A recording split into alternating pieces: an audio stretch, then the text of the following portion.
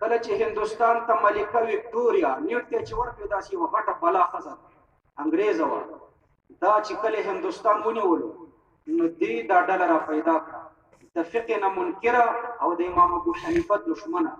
دا ډله را پیدا کړه د فقه منکر او د امام ابو حنیفه دشمن دغه ډله دې ته اهل حدیث وایي دا بیا ټانګه چلی کلندري ډیروري او قهره بلای په دې پوه شو دې ته اهل حدیث وایي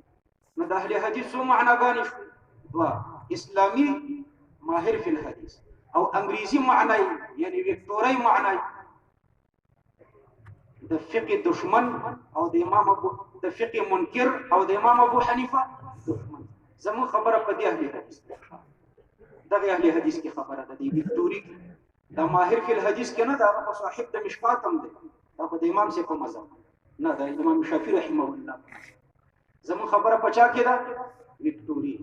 وکټوري اهل حدیث ده تاسو ته ما ویلو چې اهل حدیث د دې دوه معناګانې یو اسلامي معنا لکه اهل النحو معنا ماهر فی النحو اهل الصرف معنا ماهر فی الصرف اهل التفسير معنا ماهر في التفسير نو اهل الحديث معنا ماهر في الحديث ټانګوان او چولي پروش او کلندر اهل النحو نه دي اهل الصرف نه دي اهل منطق نه دي نو اهل حدیث هم په اسلامي معنا نه په اسلامي معنا اهل حدیث هم چې اهل النحو نشي کېده نو دا حدیث التوهین ولي کوي چې اهل حدیث ورته وي چلی په ټانګو ډیرور او کلندر په چولي په خرسي په اهل حدیث اهل النحو ورته نه وي اهل حدیث ورته وي نو په اسلامي معنا اهل حدیث نشي دویمه انګریزي معنا ده نو تاسو ته مو ویل چې ډیر شکایت د دینه کولو مشرانو ته ویل چې تاسو ملګری مونږ ته وکټوريا اهل حدیث د دینه ډیر تنگ وې د دینه منع کوي نور مونږ بیعت کوو مخکې وي احناف ته کافرانو مشرکان ویل په دغه ورځ ویل وای نه تاسو کافرانه نه مشرکان نه بدعتیان صحیح اهل سنت والجماعت دي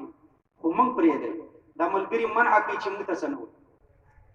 نو بیا ما سره په ډوډۍ کې یو اسماعیل شیخ صاحب یو کاسه باندې ډوډۍ خوړه یو قاری محمود شاه صاحب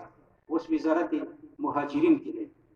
نو قاری صاحب محمود شاه ماته وای چې دا خو اهل سنت والجماعت دي دا وکټوريا اهل حدیث وکټوري خو هغه سره ونه وی وای ولې کشف الباری کې لیکلي دي چې د اهل سنت فرق ضرور دي اهل سنت ضرور فرقي اشاعره ماتوریدیه صوفیه اهل حدیث کشف الباری کې دا لیکلي چې دا ضرور د اهل سنت والجماعت دي اشاعره دي ماتوریدیه دي صوفیه دي او اهل حدیث نو ما ورته ویل چې دا وس اهل حدیث دي دا په کوم حدیث کوي هغه خو ماهر فی الحدیث یادي دا خو ټانګه چلی ډیروري کلندري د اهل حدیث دي سم دستی سره بالکل صحیح خبره په دې وکټوريا اهل حدیث وای د اهل سنت والجماعت دي کنه دي قادیانی او شیعه خو کافر دي خدا وکټوريا اهل حدیث اهل سنت والجماعت دي کنه دي نو جواب دا دی چې ګوره د سنت تشریح دی واوري سنت او حدیث کې نسبت د عموم او د خصوص من وجه نو دوی خصان ته اهل حدیث وای کنه اهل سنت نه وای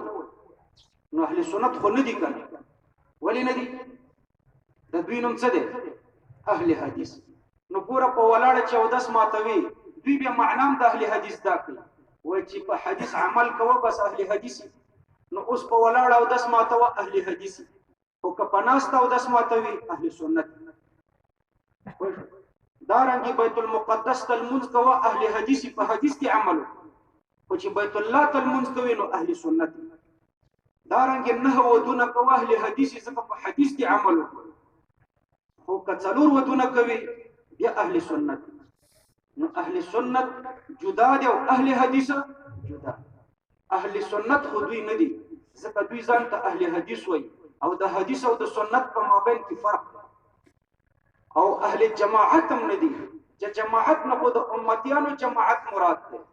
او د امتیانو د خبرې منلو ته دوی تقلید وي او تقلید ته کفر وي نو جماعت د خبرې منلو ته دوی کفر وي نو اهل جماعت هم نه دي نو اهل سنت والجماعت نه دي دا د اهل سنت والجماعت نه خارج ده بدعتي ډله بیا په دې بدعتي ډلو کې دوه اویا ډلې دي نه دا په خوارجو کې داخل دا خوارج دي د خوارجو ټولې علامې کوي